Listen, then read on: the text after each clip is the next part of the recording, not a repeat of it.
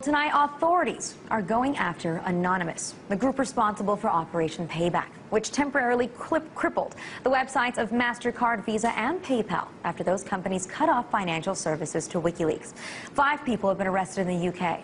And yesterday, the FBI executed 40 search warrants across the U.S. as part of their ongoing investigation into who's responsible for the DDoS attacks. Now, the FBI hasn't said whether anyone in the U.S. has been arrested, but they did confirm that there is a link with the arrests in Britain. And they said that if people are charged here in the U.S., those people could face up to 10 years in prison. So a transatlantic operation is now going after the hacktivists. But will it stop them? Joining me to discuss it is a source within Anonymous. Thank you for joining us tonight. Now, first, I just want to ask, on behalf of Anonymous, are you guys surprised that the authorities are going after you here? It is a horrible shame that they continue to go after us, but it doesn't surprise us at all. I mean, we've been aware for months that Scotland Yard and the FBI have had ongoing investigations against Anonymous. It's kind of, I think it's the kind of their quest to bring down the whole of Anonymous, and they're never going to succeed. They kind of think that all of our base belong to them, and they're very wrong. Why do you call this a shame? Do you consider that what you've done is a criminal activity, or is this a peaceful form of protest? I've seen some of your statements claiming that. It's a shame that they continue to try. They're never going to stop the whole of Anonymous. DDoSing is not malicious. It could be considered a cyber sit-in, you know, an online protest. It's not harmful. It's much like, well, think of it much like blocking an entrance to a building like a bank or a shop. We're not breaking windows of buildings. We're not destroying parts of websites. We're simply denying access to it. That's the point. Distributed denial of service attacks. It's just a protest, but online. Now, it seems like there's an international effort going on between the UK and the US, and I know that you guys wrote out a statement for the British government. Do you have anything to say for the US government now that you know that they're working together on this one? At the moment, I can't speak for the whole of Anonymous, but we do not have a current US government press release. It might change, so we just say keep your eyes peeled on the internet. But how do you take these actions from the U.S. government, executing 40 search warrants all in one day across the U.S.? Oh, we're taking it quite well. We're trying to find out who it is. We're trying to support people.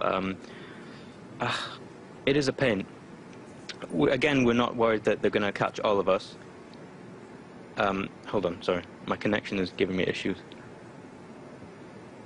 Are you still with me? Keep talking so we can see if we can still hear you. I think that we may have lost our Anonymous representative. Please tell me if you're still with us and your connection is better.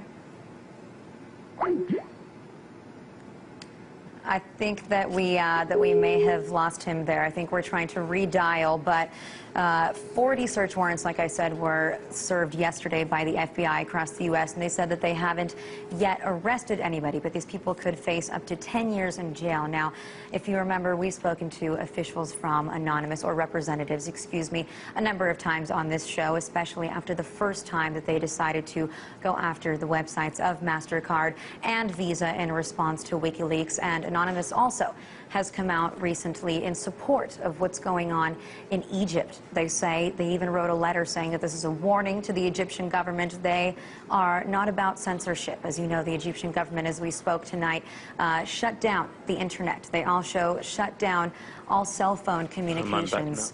And I think that we have our Anonymous official representative back now. Since I was speaking about it, I was just mentioning that Anonymous released a statement in which you also were supporting what's going on in Egypt right now. Is that correct? Yes, we're supporting the... Firstly, sorry for my connection there. Yes, we're supporting the protesters in Egypt. We have been... Well, of course, the internet has been shut down in Egypt. We've been sending faxes of WikiLeaks documents to Egyptian locations like schools. We're trying to get people involved in WikiLeaks, trying to help people out. We're also trying to make sure the internet is well spread there. Most internet ISPs in Egypt have been shut down. There's still some dial-up going on that the government used, so we've been trying to help people with that too. Now, in regards to you know, the investigations by the UK and the US, what's your plan here? I know you can't give us the exact details, but is there you know, some kind of a plan for retaliation? No, I can't tell you for certainty that we have a plan for retaliation. There could always be an idea that gets sparked between Anonymous. It could always happen. Mainly, I'm just baffled by the FBI's statement about this, that DDoSing can earn up to 10 years in prison. It's pretty ridiculous. I think they just see us as hackers on steroids. They're trying to take us all down. But we don't have any initial plans, but that could change. Well, I also just want to know, in response to some of your actions lately when it comes to these DDoS attacks, what kind of a response have you gotten from people? Obviously not from government officials who aren't too happy about it, but from regular citizens, from the public. Are they supporting you here? I'm in lesbians with this question, definitely. We've got such a large influx of positive support from everyone. Well, not everyone, but a majority over the past couple of months. I mean, more and more people are realizing that they need to fight back against governments who think they can bite at their citizens. I mean, bringers of censorship and corruption need to learn that if they keep biting the anonymous hand will bitch slap them in the face. And we just want to stress that everyone is anonymous. We're not a secret club, a malicious hacking group, a cult of cyber terrorists, or an underground insurgent clan.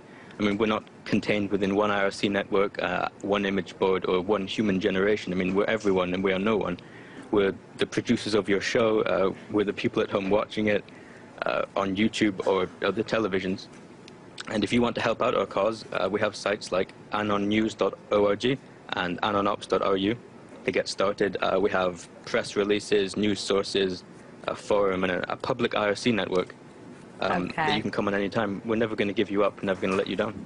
I think that some of our producers here on the Alona Show might counter that statement, but thank you very much for joining us.